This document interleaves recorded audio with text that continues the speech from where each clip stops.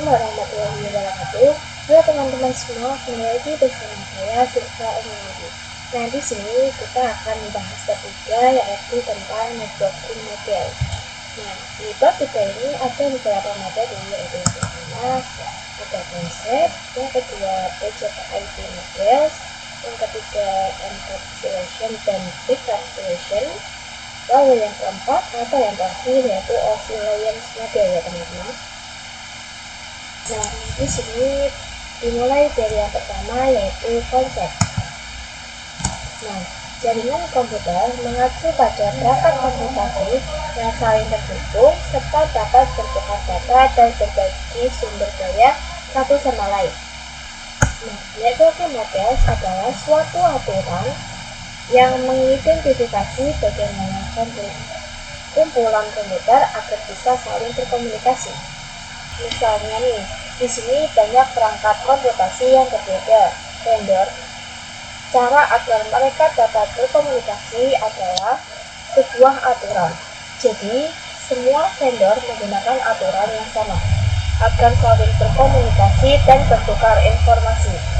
Jadi, aturan tersebutlah yang disebut dengan networking model. Untuk saat ini, untuk model yang tersedia ada dua yaitu TCP/IP model dan OSI model. Nah, di sini terdapat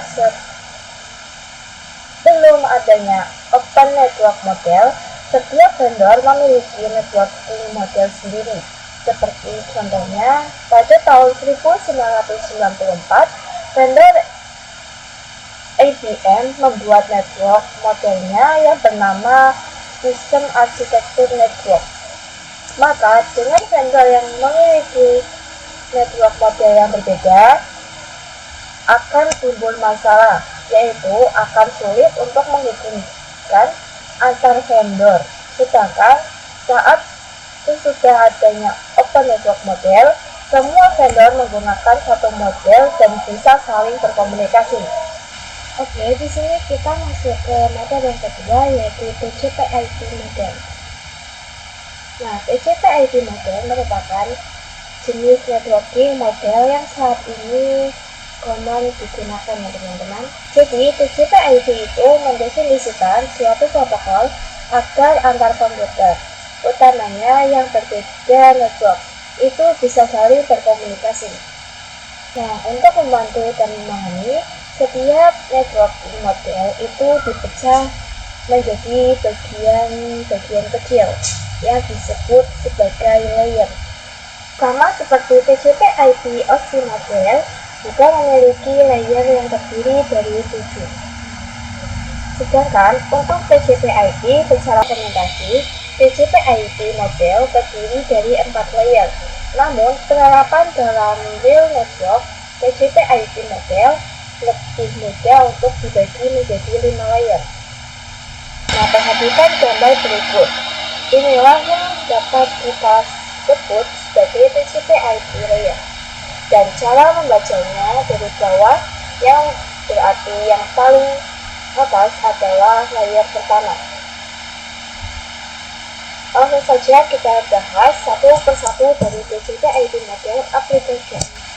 Application layer berfungsi sebagai antarmuka dengan aplikasi, mengatur bagaimana aplikasi dapat mengakses jaringan dan kemudian membuat pesan-pesan berskala. Tiap layer memiliki contoh protokolnya sendiri. Di sini contohnya adalah service dari application layer sendiri seperti HTTP, POP3, SMTP, IMAP, SSH, dan seterusnya teman-teman. Nah, kita ambil salah satu contohnya yaitu HTTP. Nah, HTTP itu digunakan ketika kita mengakses suatu web server ya teman-teman. Jadi, misalkan ketika pengguna melakukan request sesuatu website, maka nanti web server akan reply request tersebut yang terdiri dari HTTP. Di dalam HTTP header akan ada banyak informasi Salah satunya adalah informasi status. Informasi status juga banyak, dan di antaranya ada informasi status 200 dan 404. Jika 200 oke, maka request yang dilakukan klien itu berhasil. Sedangkan untuk 404 telepon, maka request yang dilakukan tidak berhasil. Dan HTTP hidden. Web server juga akan memberikan informasi seperti data yang sudah di-request. Selanjutnya adalah TCP/IP model transport layer. Berfungsi dari transport layer adalah menyajikan atau memberikan service ke application layer, yaitu transfer data. Untuk transport layer, terdapat dua protokol yang sering digunakan, yaitu TCP dan UDP. Perbedaannya adalah untuk TCP lebih andal, dan TCP digunakan untuk IP karena support error checking. Sedangkan untuk UDP, ia lebih cepat digunakan untuk video streaming, games, dan aplikasi yang membutuhkan kecepatan data. Salah satu service yang disediakan oleh transport layer khususnya pada protokol TCP adalah error mechanism. Perhatikan, saat klien melakukan request suatu website, maka web server akan mereplay, namun tidak hanya HTTP hidden dan data saja, melainkan ditambahkan TCP header yang nantinya akan dibungkus menjadi segmen yang kemudian akan ditransport ke perangkat jaringan.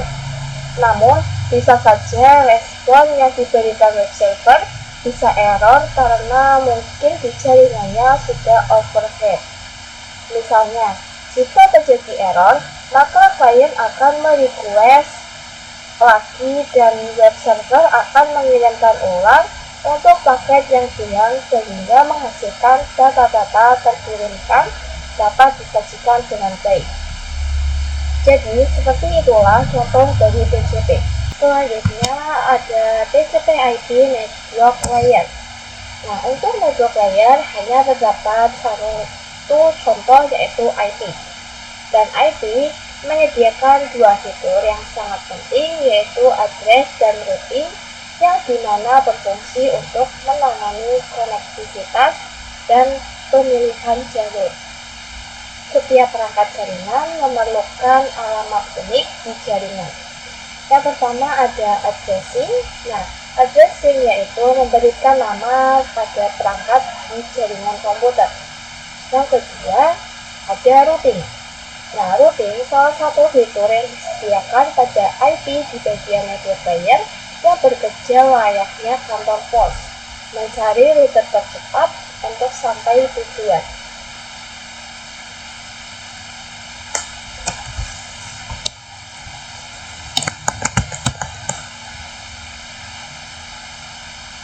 IP atau Internet Protocol terdapat dalam network layer 3 OSI. Digunakan untuk mengadreskan komunikasi antar perangkat jaringan. Terdapat dua jenis IP address. Yang pertama IPv4, pengamatan 32 bit. IP4 dibagi menjadi 4 blok, setiap blok ada 8 bit x.x.x.x. Jumlah maksimal host yaitu 4.294.967.296. Lalu yang kedua ada IPv6. Pengamatan 128 bit. IPv6 terbagi menjadi 8. Setiap blok ada 16 bit x.x.x.x.x.x.x.x. Maksimal host 340, 282, 366, 920, 938, 4673, 304, 607, dan seterusnya. Setelah itu kita lanjut ke TCP/IP data link layer dan physical layer. Nah, data link mendefinisikan protokol yang dibutuhkan pada physical layer. Salah satu fitur pada data link layer ialah FCS atau Frame Check Sequence, yaitu Error Detection Mechanism. Lainnya mendeteksi error tanpa recovery. Address yang digunakan pada data link layer adalah MAC address. Lalu physical layer. Nah, physical layer mendefinisikan cabling pada suatu jaringan komputer atau mendefinisikan secara fisik apa yang digunakan untuk menghubungkan antar device. Selanjutnya adalah recapitulation dan decapsulation. Nah, perhatikan pada gambar, jika kita memilih data yang awal mulanya dari application layer yang kemudian diarahkan ke transport layer, maka di sini ditambahkan TCP header atau HTTP header. Pada bagian ini, nama mesinnya adalah segment. Kemudian, jika diteruskan ke network layer, akan ditambahkan dengan IP header dan dinamakan sebagai IP paket. Nah, kemudian jika kita arahkan lagi ke data link, maka akan ditambahkan data link header dan data link layer kepala dan ekor. Dan message ini dinamakan sebagai frame, sehingga ketika sudah berada di data link layer dan masuk ke layer fisikal, sudah berubah menjadi bit. Jadi proses yang dilakukan oleh header saat mengirimkan data receiver dinamakan encapsulation. Kemudian jika header mengirimkan receiver, maka terjadi decapsulation. Decapsulation artinya adalah proses merubah menjadi data, kemudian dari bit kemudian diuraikan lagi menjadi data. Selanjutnya yaitu oscillator model atau materi yang terakhir ya teman-teman. Nah, untuk saat ini model yang sering digunakan hanya TCP/IP karena untuk dari sisi perkembangan protokolnya atau modelnya, TCP/IP lebih dominan dibanding oscillator. Namun, oscillator biasa dipelajari karena mudah dipahami. Sebelum networking dan model ada, setiap vendor membuat atau memiliki networking modelnya masing-masing. Karena setiap vendor memiliki networking model yang berbeda-beda, maka komunikasi antar vendor dilakukan. Jadi, usaha untuk membangun suatu jaringan komputer sangat besar. Banyaknya vendor tadi itu, bagaimana untuk agar tetap bisa berkomunikasi dengan baik antar vendor satu dengan vendor yang lainnya. Oleh karena itu, dibuatlah sebuah model atau sebuah standar atau spesifikasi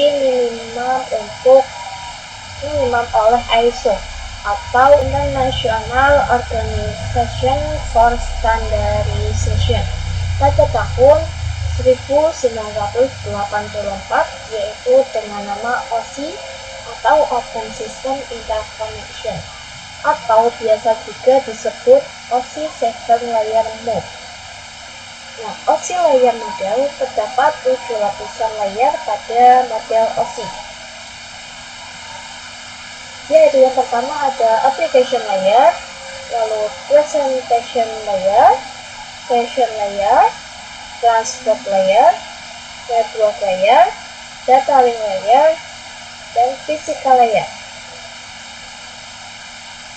Open layer berkaitan dengan user interface, data formatting, sessions, dan communication. Lower layer berkaitan dengan bagaimana data itu mengalir ya teman-teman. Oke, untuk di materi yang ada di bab 3 ini hanya itu saja, kurang lebihnya mohon maaf. Terima kasih. Wassalamualaikum warahmatullahi wabarakatuh. Thanks for watching. Please subscribe.